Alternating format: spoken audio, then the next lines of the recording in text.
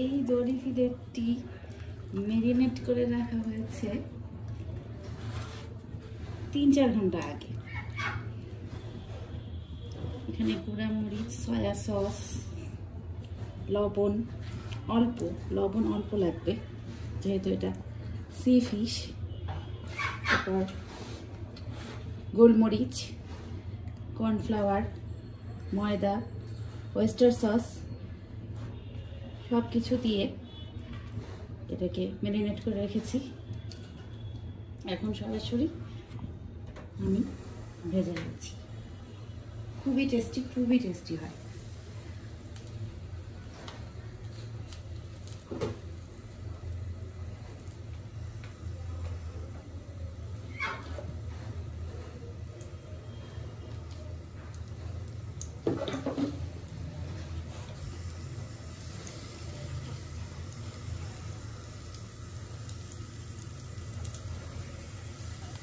খুবই টেস্টি একটা recipe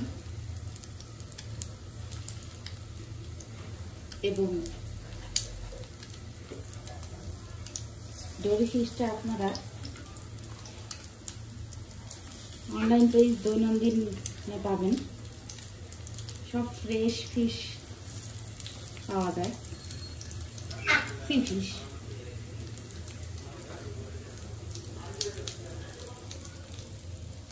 Thank you.